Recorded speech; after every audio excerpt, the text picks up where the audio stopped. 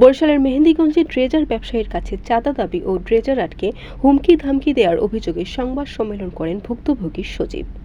বলতে চাই, আমার চাঁদা দাবি করে, আমি চাঁদা না দেওয়ার জন্য আমাকে মারধর করে। আমার একটা মামলা হয়েছে, আমার একটা মামলা চলমান অবস্থায় আমাকে শুক্রবার আবার মারধর করছে। এই যে 18 তারিখে আবার আমাকে মারধর করছে চাঁদা দিলে।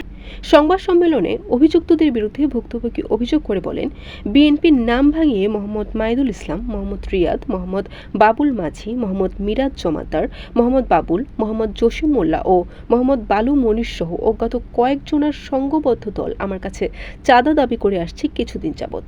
চাঁদা না দেয় আমার উপরে হামলা চালিয়ে মারধর করে আমার ব্যবসায়ীকে ড্রেজার তারা জিম্মি করে। আমি দীর্ঘদিন যাবৎ ধুলিয়া মধ্যচর এলাকায় বালু কাটার ড্রেজার দিয়ে বিভিন্ন জায়গায় বালু দেই। গত কয়েকদিন যাবৎ অভিযুক্তরা আমার বালু কাটার ড্রেজার নেয়ার জন্য পায়তারা করে। অভিযুক্তরা আমাকে বলে, ধুলিয়া মধ্যচর এলাকায় বালু কাটার ড্রেজার চালাতে হলে আমি তাদেরকে বালুর ফুট প্রতি 2 টাকা করে দিতে হবে। আমি অভিযুক্তদের কথায় রাজি না হলে আসামিরা আমার উপর ক্ষিপ্ত হয়ে থাকে। এরই ধারাবাহিকতায় গত 18 এপ্রিল সকাল 9:30টায় 1 নং আসামি মোহাম্মদ মাইদুল ইসলাম তার ব্যবহৃত মোবাইল ফোনে কল করে আমাকে বলে, দ্রুত বালু ড্রেজারের কাছে আসো। আমি সরল বিশ্বাসে মোটরসাইকেল যোগে একই তারিখে মধ্যচর এলাকার জৈনিক জাফরের বাড়ির সামনে পাকা রাস্তার উপর পৌঁছালে সকল আসামিরা পূর্ব পরিকল্পিতভাবে আমাকে পথরোধ করে অকথ্য ভাষায় গালিগালাজ শুরু করে। আমি আসামিদেরকে গালিগালাজ করতে নিষেধ করলে আসামিরা আমার উপর ক্ষিপ্ত হয়ে আমাকে এলোপাথারিভাবে মারধর করে শরীরের বিভিন্ন স্থানে জখম হয়। সজীব জানান, এক পর্যায়ে আসামি মোহাম্মদ মাইদুল ইসলাম তার হাতে থাকা লাঠি দিয়ে আমার মাথা লক্ষ্য করে আঘাত করে। এছাড়া অন্যান্য আসামিরা আমাকে বেধড়কভাবে শরীরের বিভিন্ন অংশে মারধর করলে আমি গুরুতর আহত হই।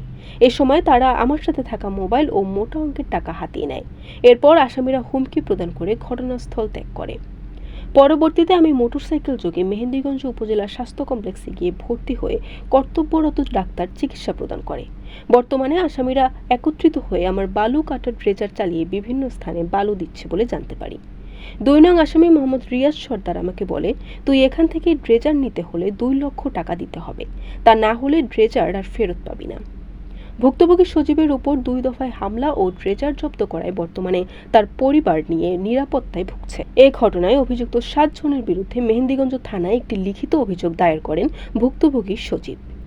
বরিশাল.net